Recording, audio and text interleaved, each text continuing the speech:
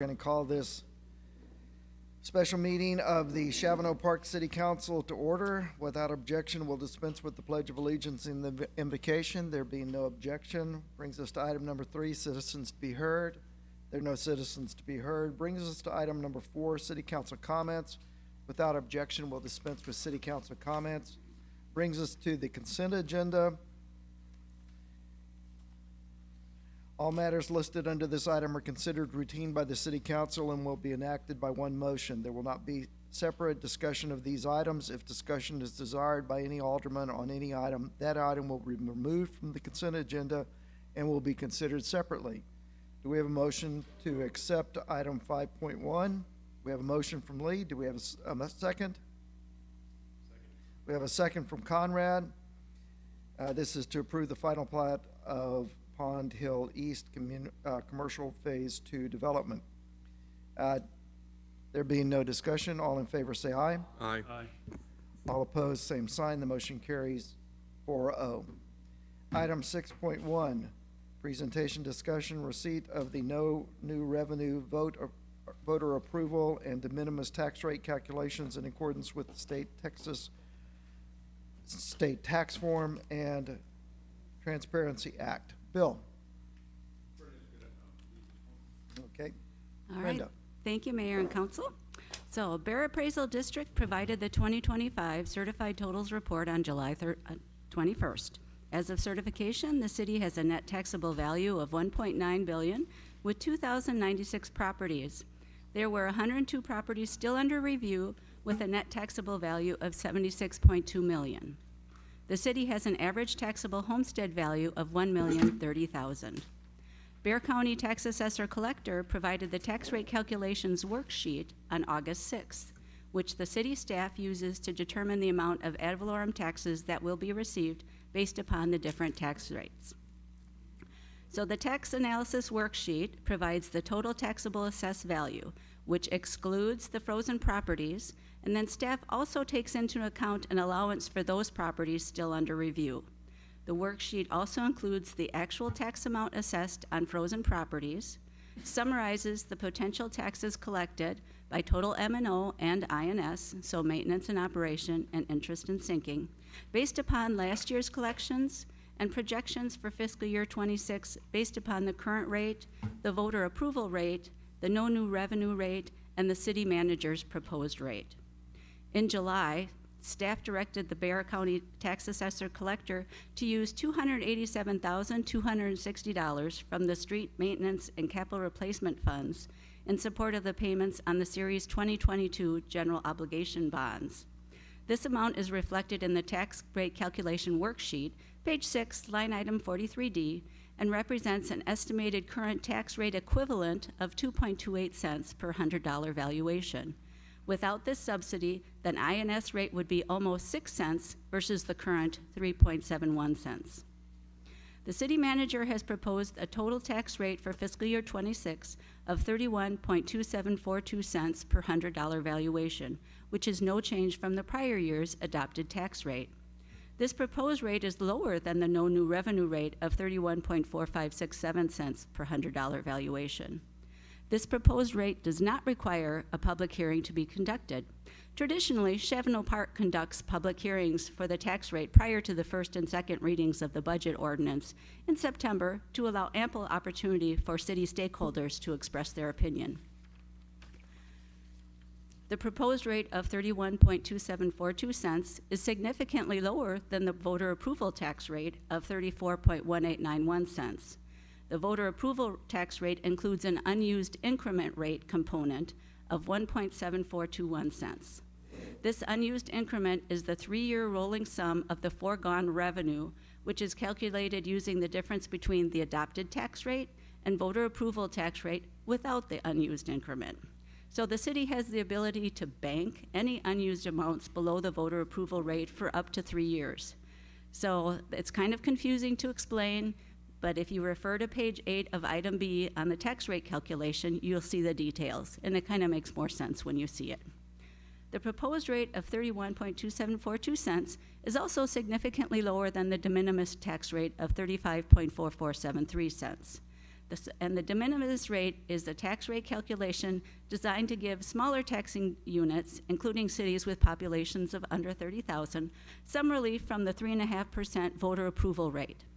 The de minimis rate is the sum of the taxing district's no new revenue maintenance and operation rate, the taxing district's current debt rate, and a rate that, when applied to the total current taxable value, will impose an amount of levy equal to $500,000. Okay, thank you very much. Bill, anything that you'd like to add? No, I think she covered it very well. Okay, thank you.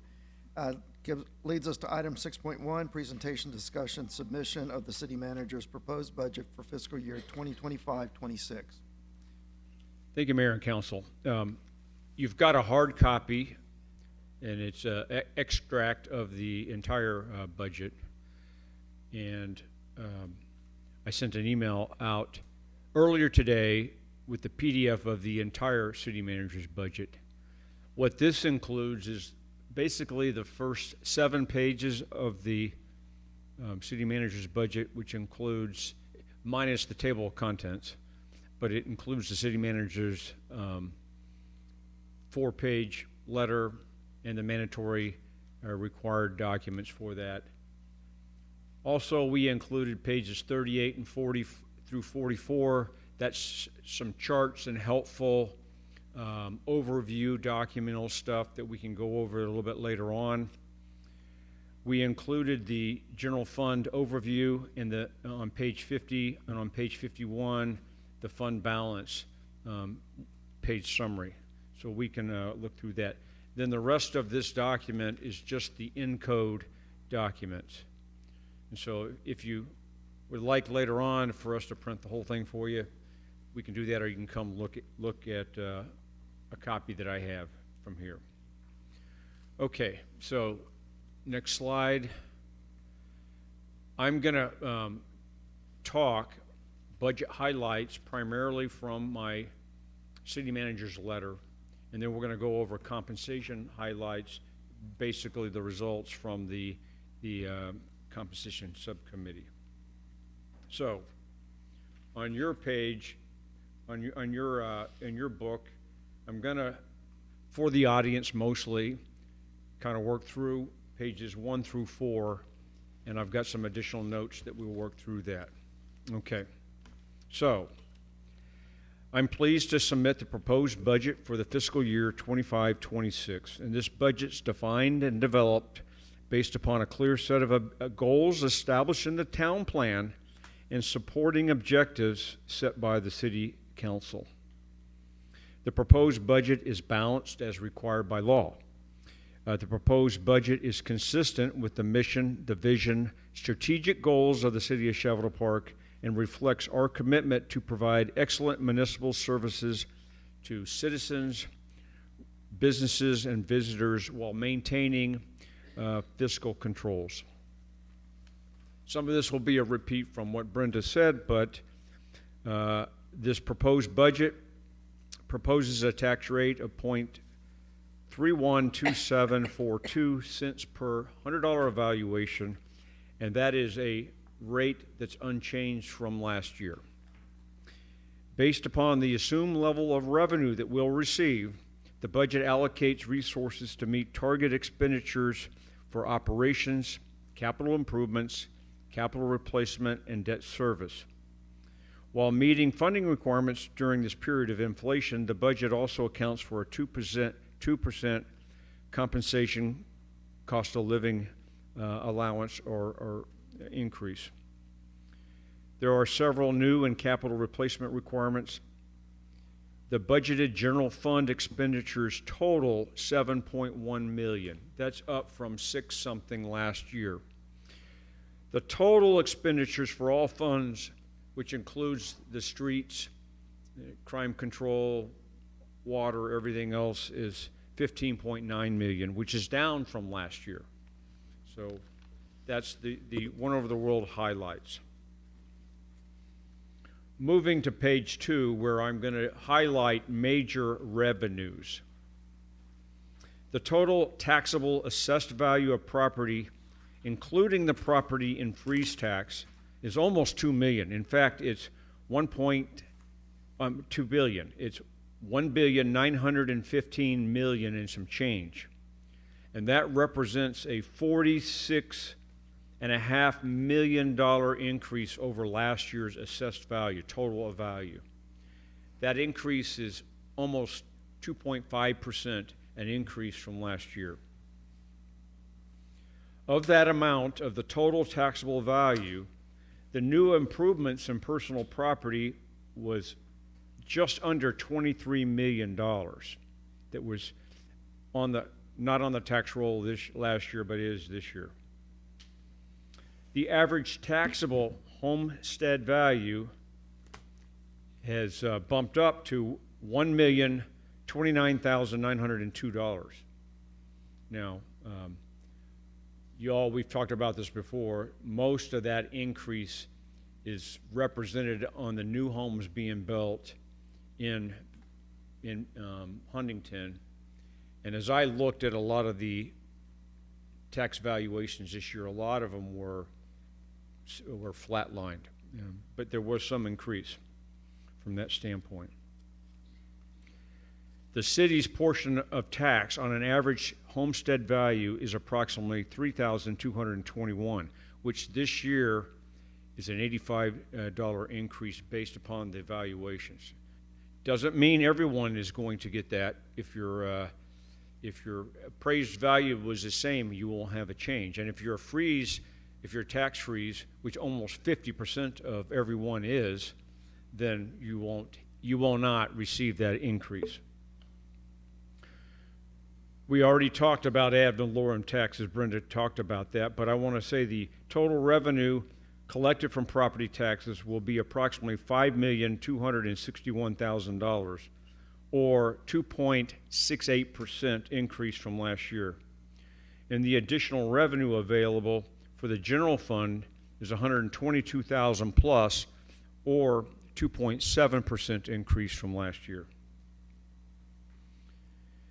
The total freeze taxable value of property owned by homeowners aged 65 or older or disabled for the 2025 tax values amounted to $650,656,000. So the total evaluation is almost $2 billion, but $650 million of that is freeze taxable that will never increase from there. That's an increase of 4.86% from last year. I will say it's 34% of the net taxable value. So over 1/3 of the entire value of all the city is frozen. There are 1,496 residential properties in Chavano Park. Of those, 730 qualify for over the 65 tax freeze. That's an increase of 7 from last year. That equates to 48.8% of all residents in Chavano Park, or their taxes are frozen. Brenda already talked about the no new revenue rate. Obviously, that's the rate that will generate the same amount of property taxes as the previous year based upon the properties that are on the tax roll. And this is all driven by the truth in taxation calculations, which are directed to us from the Comptroller's office. And the proposed rate we're proposing this year is unchanged, but it's actually lower than the no new revenue tax rate as calculated by the Comptroller's calculations and by Bexar County. Moving to the voter approval tax rate, again, that provides the same amount of tax revenues for the previous year's day-to-day operations plus an extra 3.5%, and that proposed rate is well below the voter approval rate by almost 3 cents. Your voter approval rate by 3 cents. So that's pretty good. I mean, we don't want to raise taxes, but if we did, that kind of tells you that we've got a cushion of 3 cents that we're not even triggering any automatic actions. Moving to sales tax, which is an important part, becoming an important part of our revenue. Last year, the sales tax was flat. We essentially budgeted an assumption of the same amount as last year. We're going to fall a little bit short this year, but we still expect to have gains. So that's going to be $750,000 that we budgeted this year. When we were looking at the bond rates and what we're going to be able to get from street maintenance and all that stuff, we assumed a 3% growth. We didn't meet that this year, but we're still ahead of where we overall were when we did the calculations, 3 or 4 years ago.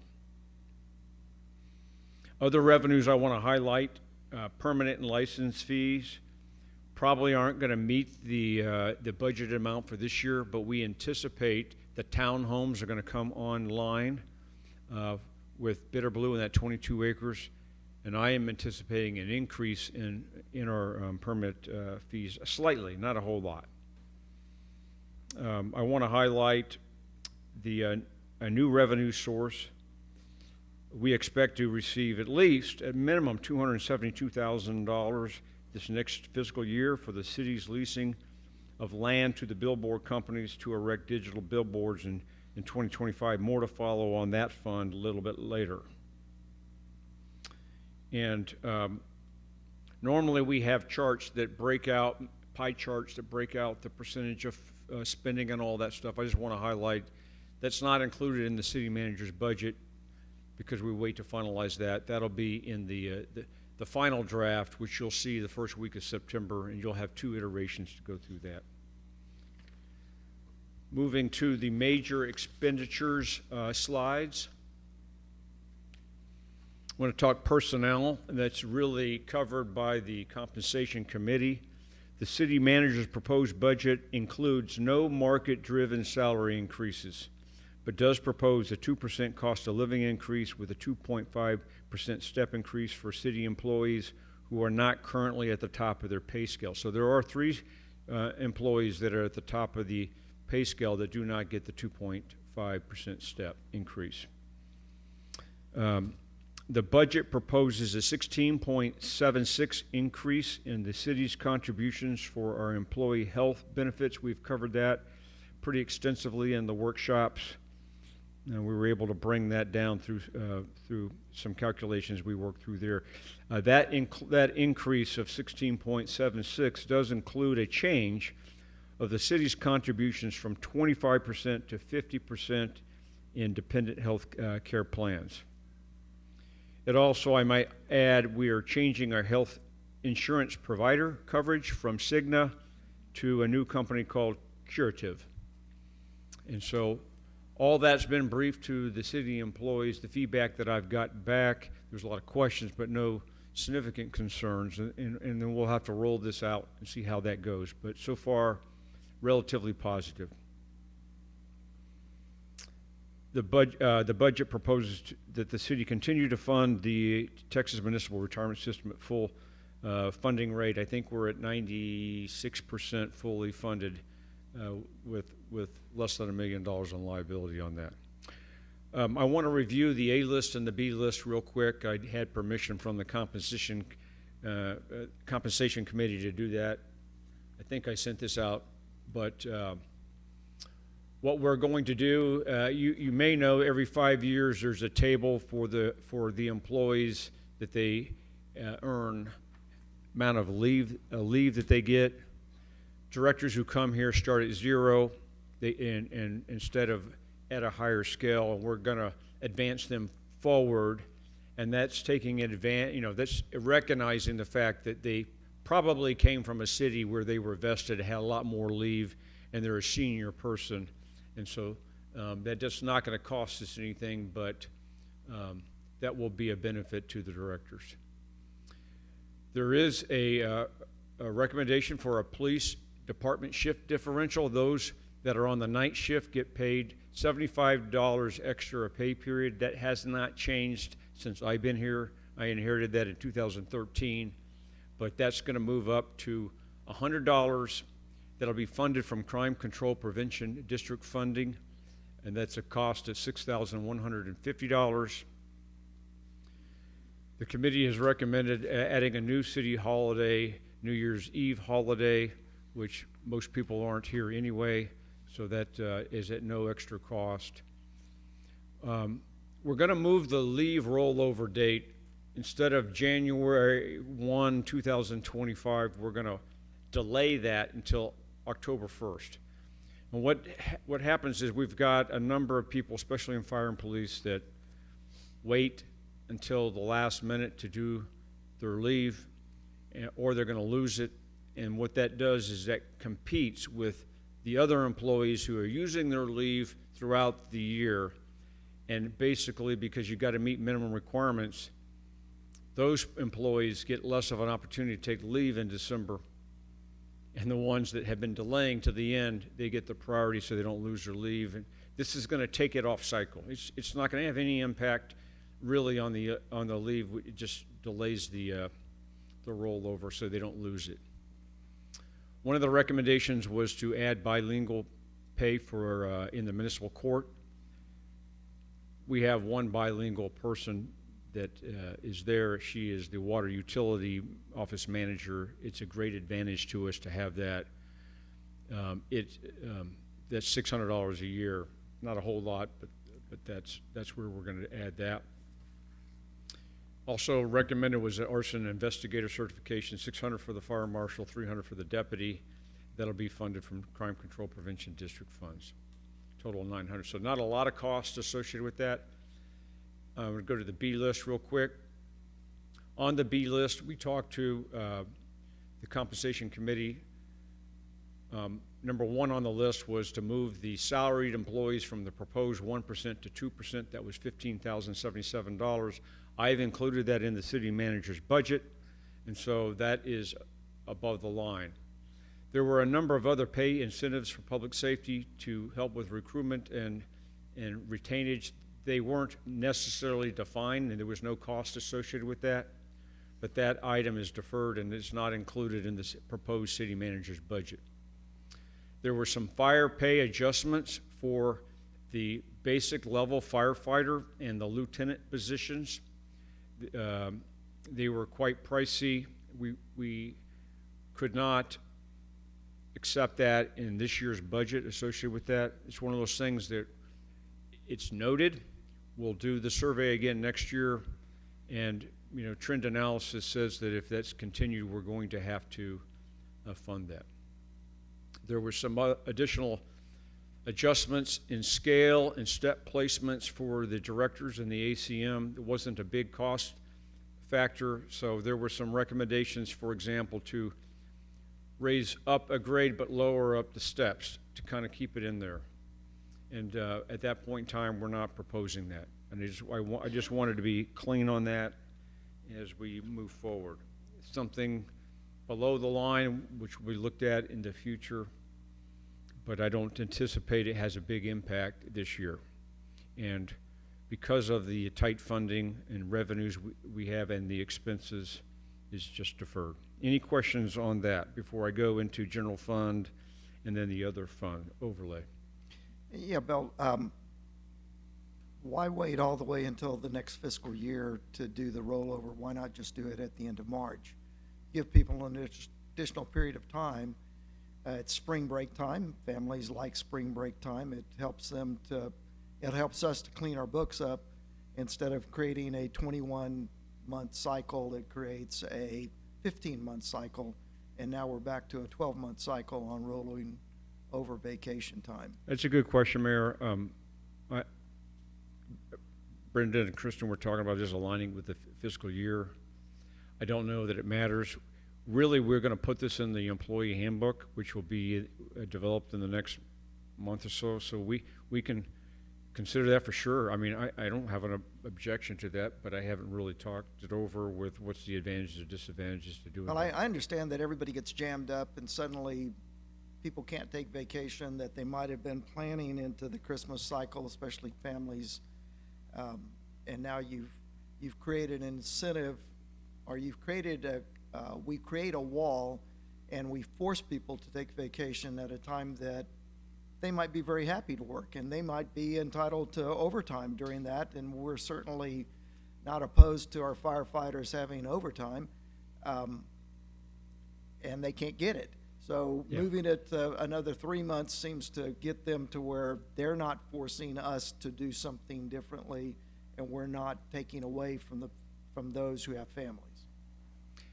I think that's a valid proposal. We won't finalize that till the employee handbook, so we'll come back to you. And unless there's something that I'm not anticipating, Mayor, that sounds like a great plan. Lee? Sir, on line one, consider additional pay and incentive for public safety. Pay is easy, that's dollars. What incentives are these are not monetized, but what have you got in mind for incentives? I'm taking that right off the B list. I'd have to defer to the compensation committee, because it wasn't not defined. There was nothing proposed. Not even a nebulous idea. I mean, the thing that comes to my mind is the patrolman can grow beards, I understand. Firemen cannot because of the mask fit. They can't have that in it. Yeah, What have we got for the fire laddies? that was a policy the chief implemented earlier.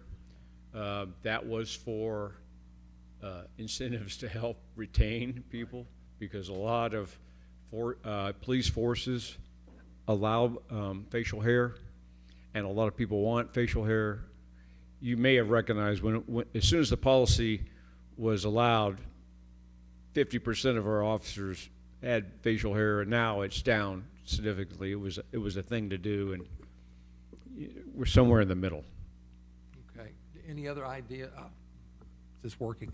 Any other ideas off the top of your head what incentives will be? I'm just being curious because that's a non-monetized approach. I was not reviewed on. I don't know. Okay, it can be later. Yeah. It's not budget.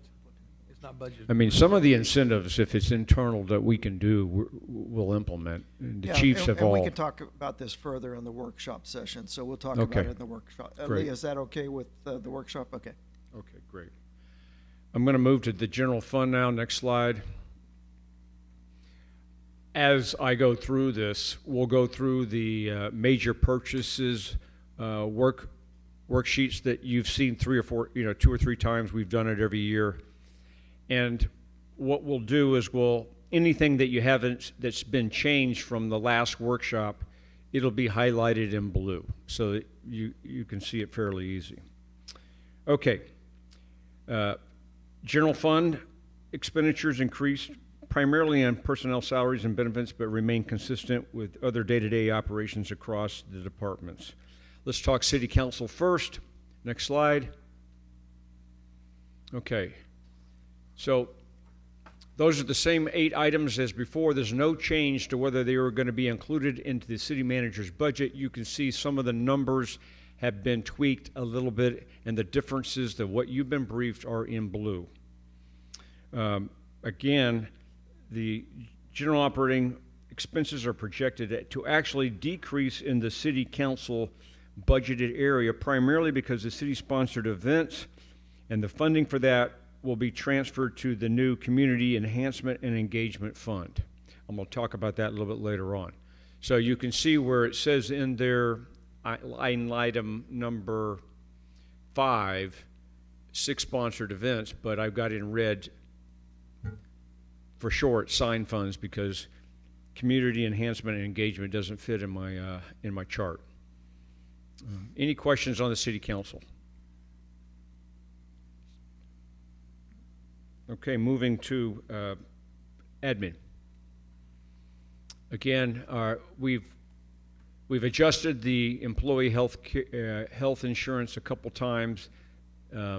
Those numbers, 83.5, 97, the same things we briefed you at the last workshop. I did clarify that that's a 16.76 increase.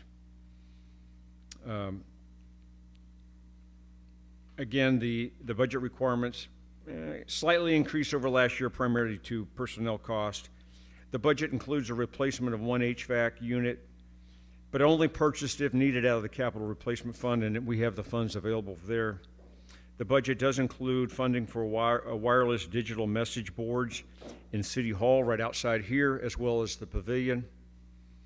and blinds to control the lighting in the city chambers. All that will be using PEG funds, and so that's not competing against general fund.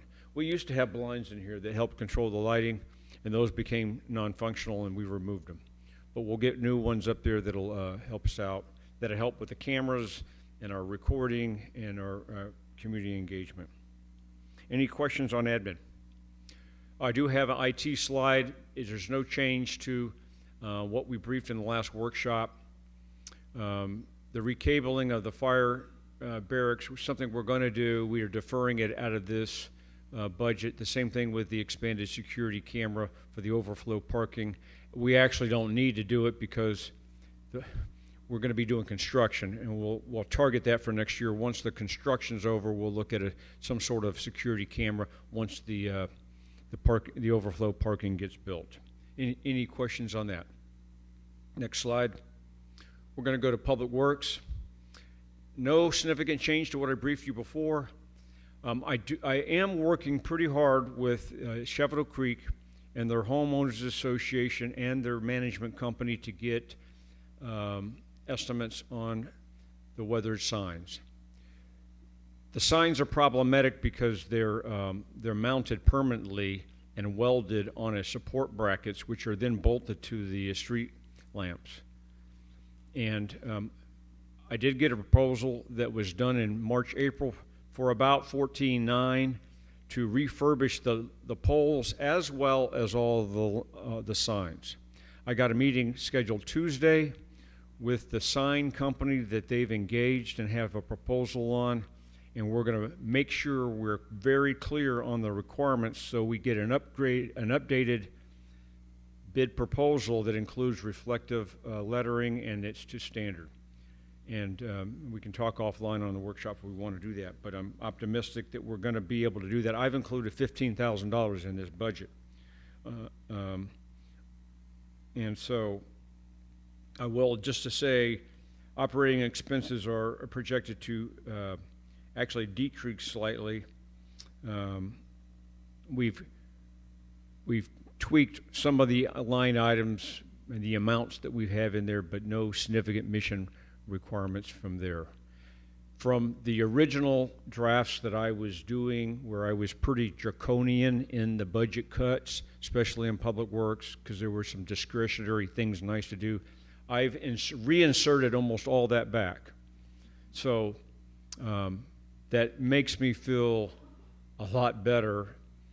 So we're not putting too much burden on Public Works. Like, for example, the landscaping contract for the City Hall, where we have Cleanscapes come, that's back on. So Public Works will not have to do that, and so forth. The landscaping of the islands along Lock Hill, Selma, that's on. All that's good.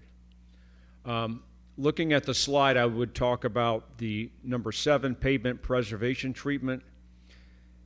We're committed to doing the reconstruction of Chavano Creek, Cinnamon Oak, and Post Oak Way partial. And then we are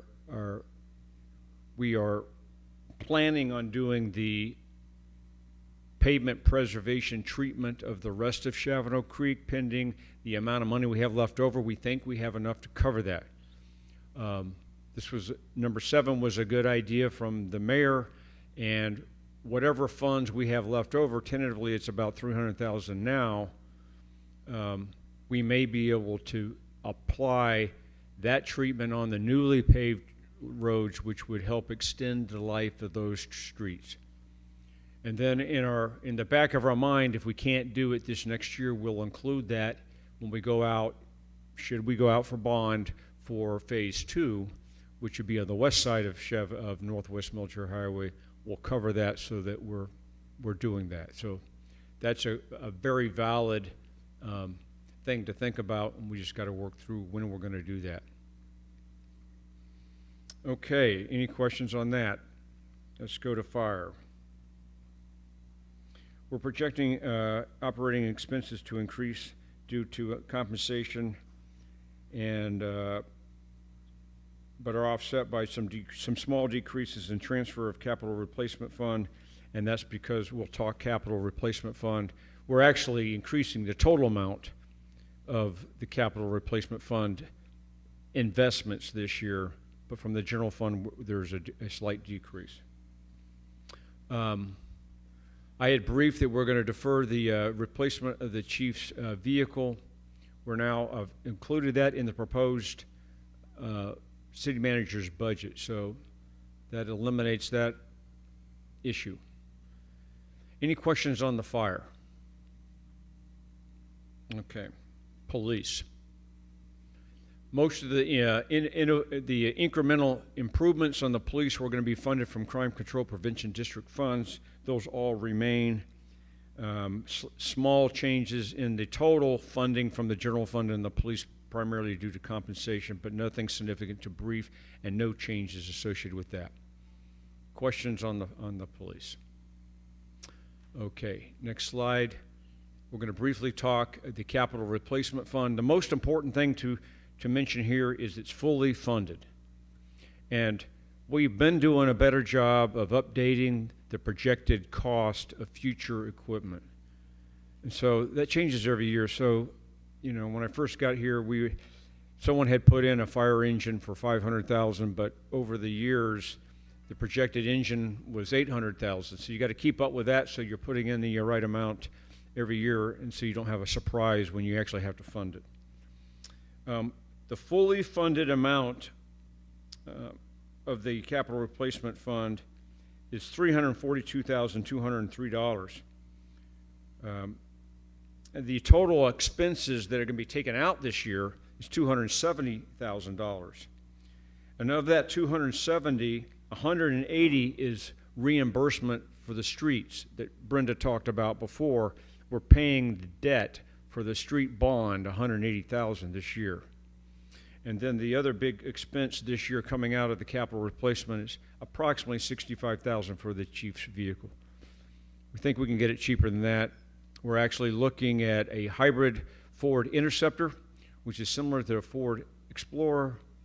Chief has looked into that, thinks it's feasible. He's on board on that. It's a hybrid, so it means a lot of times when you park, to keep the vehicle's radios operating, you got to keep the engine running, which uses gas and it runs miles through that.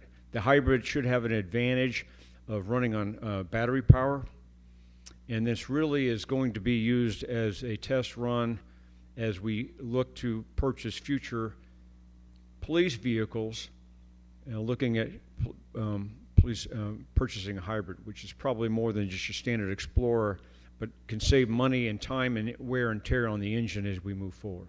So pretty happy about that. There'll be some additional costs for outfitting that Interceptor, but Chief's still sorting through all that. Overall, we're going to come in, I'm sure, under the $65,000 that's allocated. So that makes it easier to do this year as well. The capital replacement funds are found on page 68 of the packet you have on hard copy. I'm not going to go over them all in great detail, but if you wanted to refer to 68, you could do that. I do want to highlight that out of the total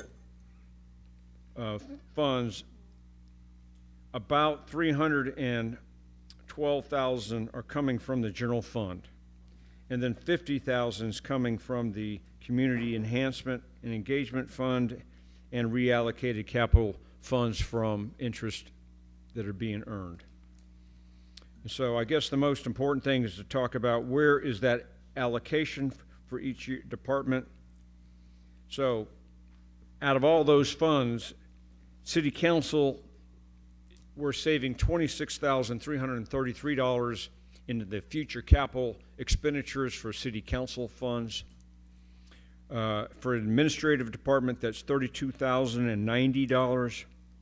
For the fire department, which really is your investment in fire engines, ambulances, and those trucks and equipment, $287,540. And public works is $16,240. So my numbers may not have completely added up correctly, but it's a substantial investment in capital replacement, which is fully funded. There's nothing back off of that. Any questions on capital improvement and replacement fund? The water fund I'll talk next. and that's found on page 28 of your Encode, hard copy. We briefed this budget 3 times fully to the Water Advisory Committee, including last night's WAC meeting.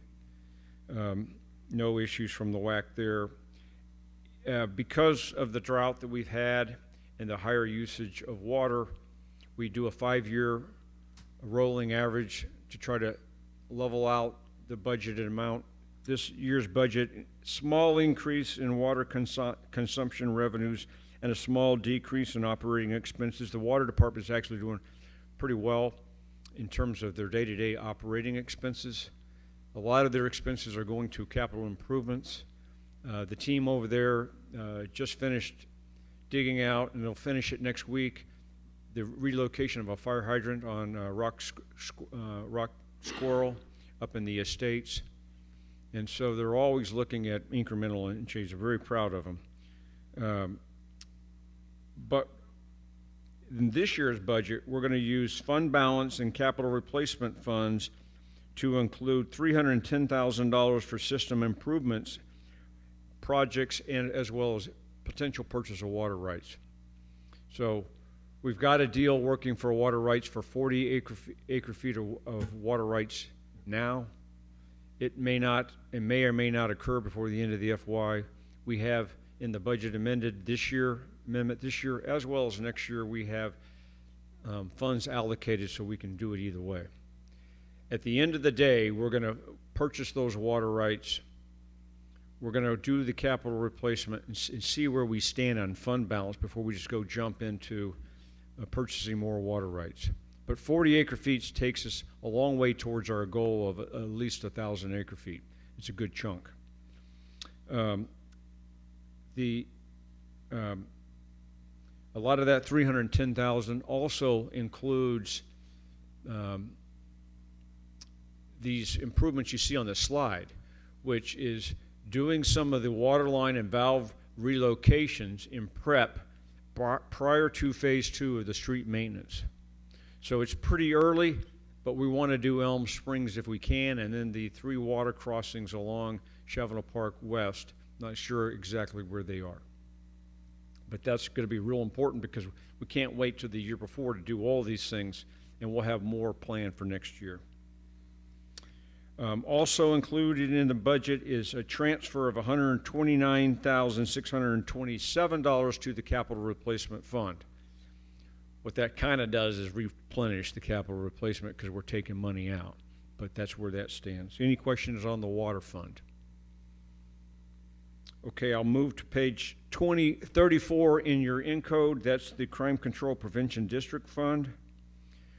We earn a little interest in that because this is a separate fund, and we're expecting $199,500 coming from primarily from sales tax, but plus the interest that we're working through there. The projected yearly expenses are expected to be $68,390,000. Expenses include breaching tools for the patrol unit, several digital replacement devices, and the 5th year of the lease payment for the vehicle, and body-worn camera systems. That also includes some training of our police, the National Night Out funds, and the National Neighborhood Watch supplies. So we're in good stead in the Crime Control Prevention District Fund. There are no vehicles coming out of it this year. I anticipate 2 next year. Any questions on that fund? The Street Projects Fund was created after the 2025 bond that was issued on May 7th, 2022. After there was a $10,000 voter-approved bond for the Phase 1 street reconstruction. Those funds were placed in that separate fund. We've earned interest on that, and so that's grown a bit. And we have spent about $8 million of that, or we anticipate doing that by the end of the year. We'll have about $2 million left. Part of that $2 million goes to the Days of Allah project. Part of it goes to the reconstruction of Chavano Creek. part of that goes to the resealing of the rest of Chavano Creek and the engineering associated with all that. Additionally, the city was awarded the $4 million federal grant for the drainage and street improvement of Days of All. We don't get $4 million and put it in the bank. We invoice it, we pay it, and we send in the invoices. The last time we did that, we got reimbursed 3 days later. It was actually record speed. So hopefully that's will continue. This year's budget actually allocates the remaining bond funds and the federal grant funds. The total amount budgeted this year is $5,470,000. Again, don't know that we'll spend it all, but we'll budget it all and we'll play it by ear from there. Any questions on the street projects fund? Okay, we're going to go to street maintenance fund. That's different. That fund is funded by sales tax primarily. We anticipate sales tax revenue of approximately $172,000, projecting total revenues of $187,500 in, 172 last year, and $187,500 this year is what we're projecting. So a little bit of an increase of about $15,000. We'll see where that goes. We've allocated $50,000 from that fund for street maintenance. That's Public Works Street Maintenance Fund. We typically allocate that out of the general fund and reimburse if we need to, but we haven't traditionally spent that.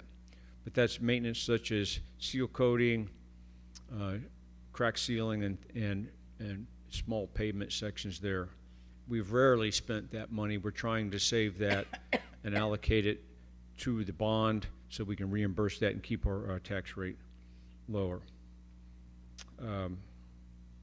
We did, as Brenda talked about earlier, $100,000 of that street maintenance fund is used this year to pay off the bond so that we don't have to raise taxes in the INS portion to pay off that bond. Any questions on the street maintenance? Okay, going to court restricted fund, we propose $5,800 to fund the police security during the monthly court sessions, and $5,500 annual software costs.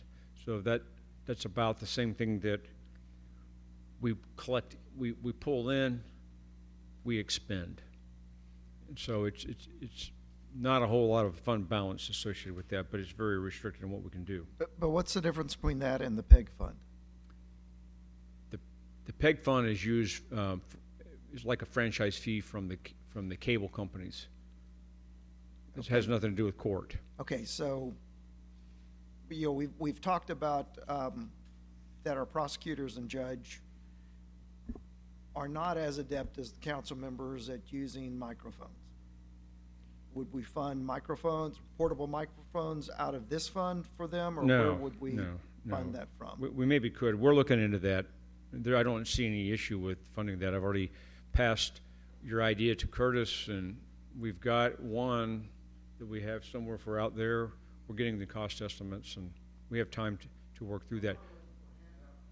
I wasn't thinking handheld. Yeah, I'm I thinking know. about the ones that Right. clip on. That's what we're looking at. Okay. Yeah, so we'll either fund it this year out of this year's funds, or we'll put it in next year's budget. We're still working on that.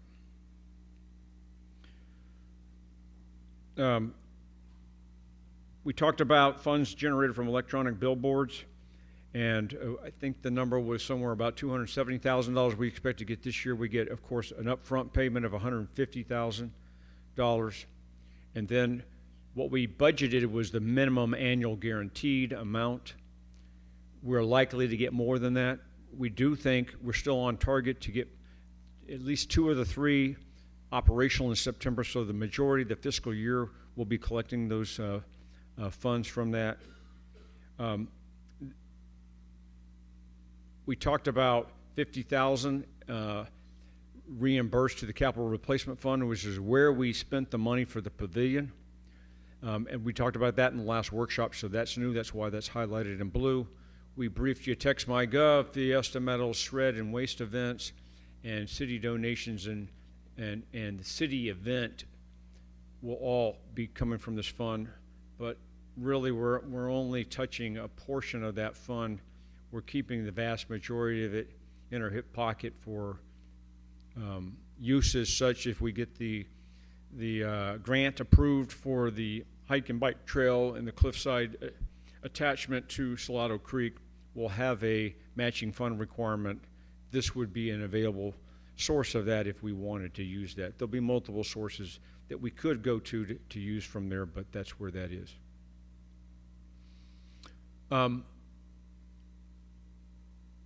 Debt fund is the next one. Oh, I would also mention that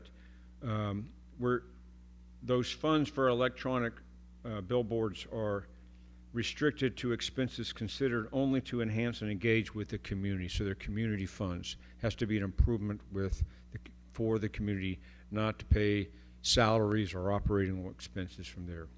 And all those will be specifically approved by the city council. Talking about the debt fund, that's on page 36 of your budget there, hard copy.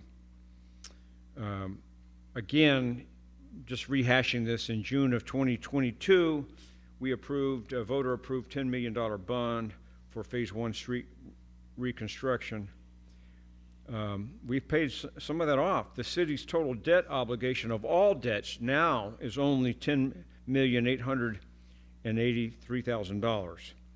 Of that, $1,843,000 is supported by water revenue. So we're paying off that pretty good. Those were that last bond was a 20-year bond. And so again, just to remind you, if we stay on a 5-year cycle where we're generating new, that after about almost 16 or 17 years now, we'll be level and we'll be able to sustain some level of that. I didn't include it in my city manager's letter, but I wanted to talk the Tree and Beautification Committee, because we've designated a Northwest Military Highway Beautification Committee. We then expanded that charter to include De Zavala and Lock Hill Selma. We have 2 subcommittees within that. They have briefed you some recommendations for doing some incremental improvements. This budget allocates $10,000 each, or a total of $20,000 towards the beautification of Northwest Military Highway and Lock Hill Selma. And then I anticipate as we get through that, and the hardest thing to do is the first one. We get through that, we go ahead and allocate that, and we'll then start next year on what's the next step. And that would include more than likely De Zavala. And then we can look at once the road construction is done, what's the marquee actually look like, and do we want to look at marquee actions as well? That was on one of the lists that Alderman Powers had suggested we look at. It's not in the city manager's budget this year. I think it would be wise to wait for the De Zavala completion, but then as we get more funds available from the Community Enhancement and Engagement Fund, that might be another source. So I wasn't planning on going line item by line item. I will tell you that in your budget hard copy that we gave you, starting on, it's numbered 38 and 39, which is actually the numbering system that is 4 or 5 pages in. You start to see some of the charts that we did include. We included the historic ad valorem tax rates for the last 10 years on page 38. We included the historical taxable value from 2017 to 2026. And you can see that the change has increased anywhere from 8% to 6% to 5% to 3% to 8% to 11%, et cetera. But that's just helpful to see that in 2016 we only had about 1.1 billion in valuation, and now we're almost at 2 billion in valuation. I think Curtis is going to bring that up real quick, and you guys see it there, but for the audience who might be looking, we'll throw those up real quick. 38 and 39.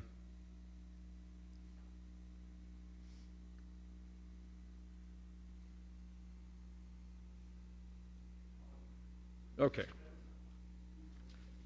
There it is. Yeah. One of the more important ones we always talk about is the analysis of the tax rates. That's what really drives kind of the final numbers of the budget. That's just, I think, one or two down, Curtis. We briefed you that in the workshop. There it is right there. That really gives you the details of the revenue difference between last year's budget and this year's budget. It also talks about if we were to have adopted the voter approval tax rate, how much that would have generated the no new revenue in the proposed rates. This gives you the average tax on each homestead, the average value of a homestead. It all summarizes there. The next briefing chart in there is historical sales tax rates. You can see on this chart, if you look at 24 to 25 is about the same. We didn't get the expected increase in there. We'll finalize that number as this gets, the budget year ends. But we're going to hope that it does continue to increase. It has to, because a lot of this is generated by online sales and the sales at our few retail positions, and their prices are going up. So as long as the demand stays, which should, then we should have some slight increases as you move forward. The next chart is the proposed organizational flow chart. There's no change to that this year. There's no added positions. You're actually going to approve that in the next city council meeting when you consider that next Monday, not this next Monday, but the Monday afterwards. Then there is a chart. The next one is historical staffing levels. There's two charts on that. You can compare. There hasn't been any changes in the last few years, so we've stayed at 51 for the last 5 years. The next chart is a really good chart. It gives you the general fund. Go through that right there. Right there. Perfect. It gives you the general fund, the major categories, the beginning fund balance, revenues, the expenditures by department, and you can see what was amended last year versus what's proposed this next year. You can see that last year's amended budget was 6.975, and this year's is 7.15. So really about a change of $175,000 total from the general fund. And that's about what we collected in ad valorem taxes plus additions of the sales tax and some small permit fees, etc. Okay, that's all. The next slide, I guess, was the general fund fund balance percentage, and you can see that's proposed at the end of the year. We think will be somewhere about $944,000. I think it's right there, Curtis. And that equates to 41%. So as you know, we usually add on to the fund balance, but not a lot. And then the question is, can we keep up the percentage of savings at the end of the budget year versus increases in the next year's budget? So at one point in time, we're at 50%. We're at 41% now. Some of that came from purchase of the pavilion and some of the other major things we've done. But in the grand scheme of things, having almost a $3 million fund balance is a good place to be. Even though it's only 41%, that still exceeds our goal of 25% to 50%. Subject to your questions, that's all I was going to summarize on the city manager's proposed budget. Okay, thank you very much, Bill. Anybody have any questions, or do you want to defer until we go into our workshop? There being no questions, brings us to item 6.3, discussion action. Consider proposed tax rate for fiscal year 2025-26 and take a record vote and schedule public hearing on the proposed tax rate. Bill? Do you have that worksheet by any chance, Brenda? Okay. All right, well, you have a detailed staff summary sheet. This really is the same thing we've done every single year. It's pretty simple. The analysis of the tax rate was included in your packet. That's that one slide we just talked about that's in the budget every year. This is relatively easy because we're proposing in the proposed city manager's budget that the tax rate remain the same. And that would be at 0.312742. And so you're required to make a tax rate vote on this and determine the tax rate. It'll be a record vote. And essentially, your vote means that you cannot vote later on to raise the tax rate more than that. You can always go down from there. But we've worked through this in the workshop. This maintains the proposed budget maintains the actual tax rates were required. This action sets the ceiling for that FY 2026. We're recommending a motion to propose a tax rate of 0.312742, the same as last year per 100 valuation, which includes an M&O rate of 0.275606, which is your maintenance and operations. That pays for the operations of the city. The INS rate, which is interest and sinking fund, that pays for your debt, is proposed at 0.37136. And we recommend you'll hold a record vote for transparency purposes. Thank you very much, Bill. Conrad, do you have a motion? Yes, I'd like to make a motion to propose a tax rate of 0.312742 per $100 valuation, which includes an M&O rate of 0.275606 and an INS rate of 0.037136, and hold a record vote. Okay. We have a motion from Conrad. Do we have a second? We have a second from Lee. There being no discussion, we'll now take a roll call vote. Buddy Alleman. Yay. Buddy Alleman, yay. Maggie Couts. Yay. Maggie Couts, yay. Conrad Kirkendall. Yay. Conrad Kirkendall, yay. Pete Miller, yay or nay? Yay. Yay. Lee Powers, yay.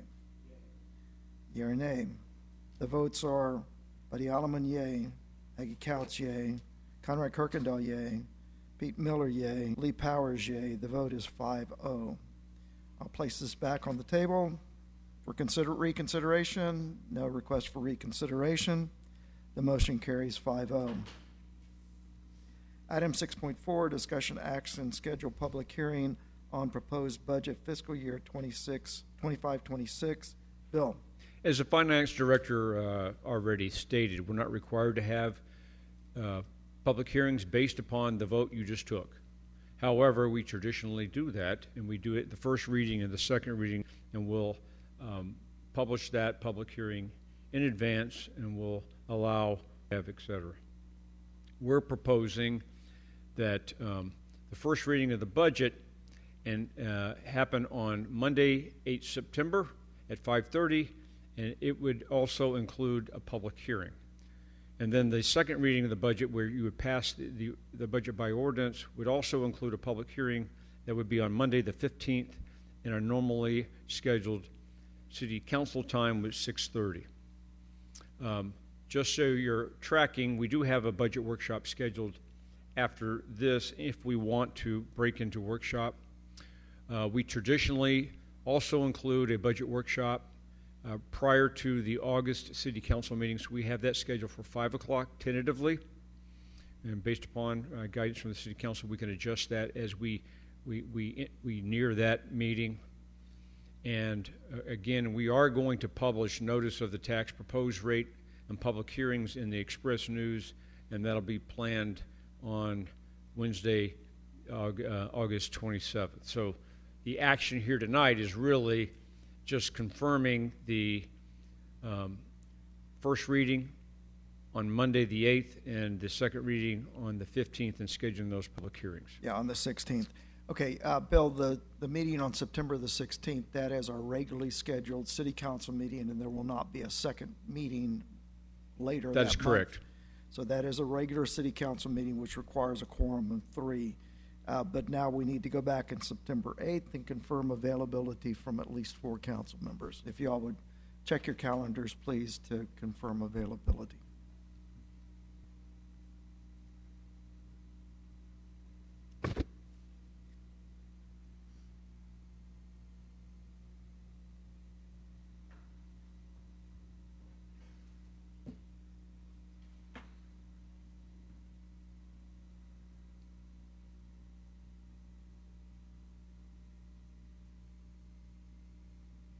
You okay, Maggie? Okay. Sorry. Everyone is available? Yes. Do a, September the 16th. Okay, your material motion says on the 16th.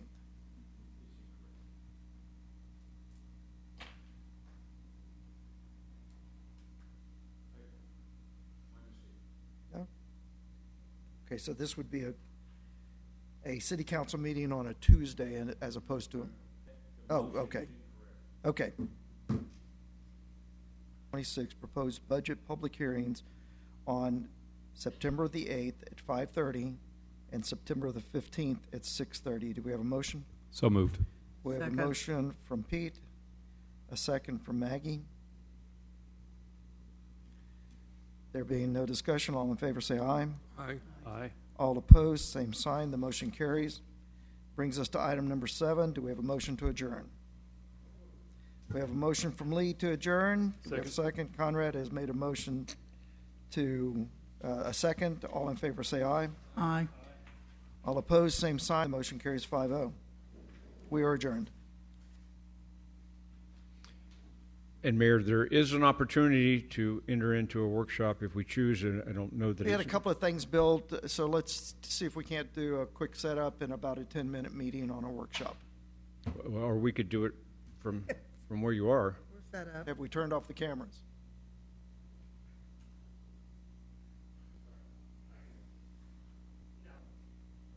Okay. We don't go into workshops in public session. Exactly.